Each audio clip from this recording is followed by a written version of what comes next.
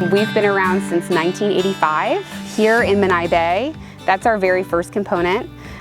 This is our most remote and sort of undeveloped site.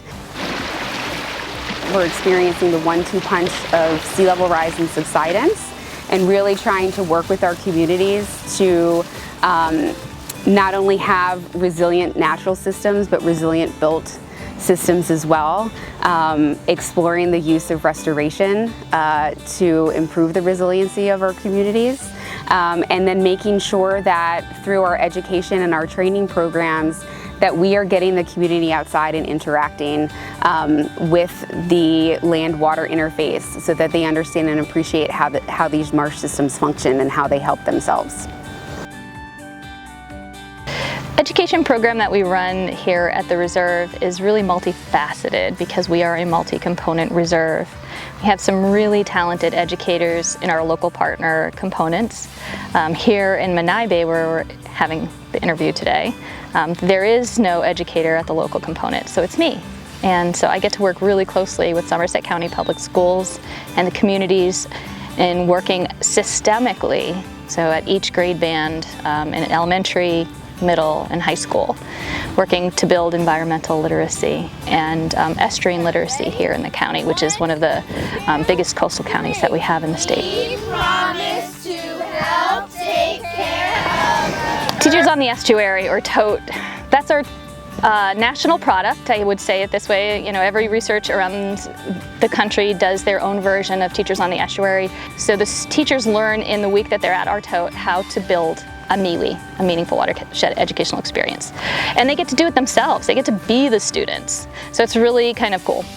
At the end, they have to have some meaningful action that comes out of the science investigations that they want to explore, and they have to relate to how it would impact and influence the communities that they were able to investigate. So it's all connected, the culture, the science, the solutions. We make it connected very intentionally through our TOTE.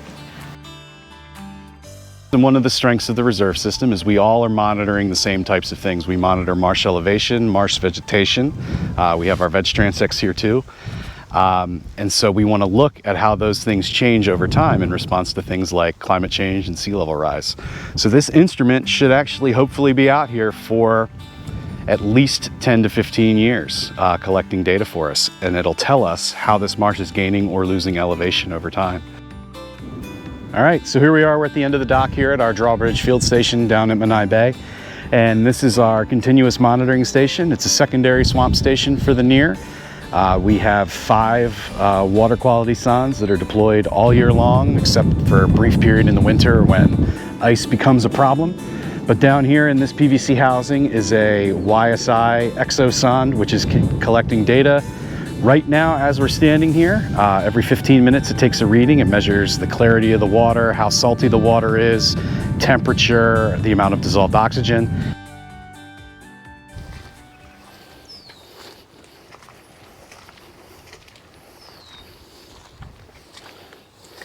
So right now I'm setting up my static flux chamber. I have a collar that we inserted into the marsh sediment prior to starting the study. And so what we'll do is we'll put the chamber onto the collar and we set it up, and then what I'll be doing is I'll be taking methane measurements. And I'll extract the gas from the chamber, and then once I have all my samples, I take it back to the lab to analyze the methane concentration. My research is quantifying methane flux from the restored and natural marshes of Chesapeake Bay to get a better understanding of the trade-off between methane flux and carbon sequestration in these marshes.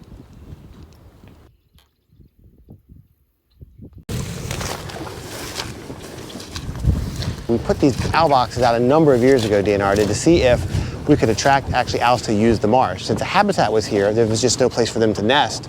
If you put a box, would they come? And we found out that they did come out and use these boxes, and they were quite successful in the marsh.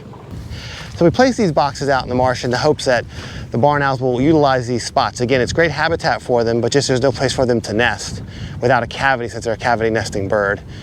And they have we've had really success attracting them to these boxes, and some pretty big clutch sizes. They have anywhere from like 4 to 7, sometimes occasionally 8 chicks. So They're an owl that produces a lot of offspring in the hopes that a few of them survive. And it's really a hard life out here for a barn owl. You know, typically the average age is under a year. Most don't make it to adulthood. But if they get past that 1 year point and they're adult bird, they're able to hunt on their own. They have a lifespan probably out here maybe 3 to 7 years. Probably an average life of a barn in the marsh. So, welcome here to the Deal Island Crowley Road Shoreline Restoration Project. So, this is an amazing project that came out of the needs and specific desires of this community here on Deal Island. So the community was really worried about that thin stress of marsh eventually eroding itself, leaving important roads and infrastructure vulnerable to that same shoreline erosion.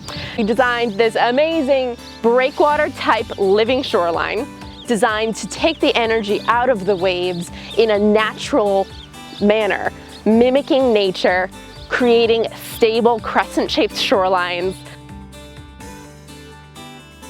So our vision statement are resilient estuaries that are valued and enjoyed, and that is really why we do what we do every day. Is we want to see these systems thrive. We want to see them be balanced with human and natural use, and we understand that they're going to change over time, and we want to know how we can support and make sure our marshes remain healthy over time.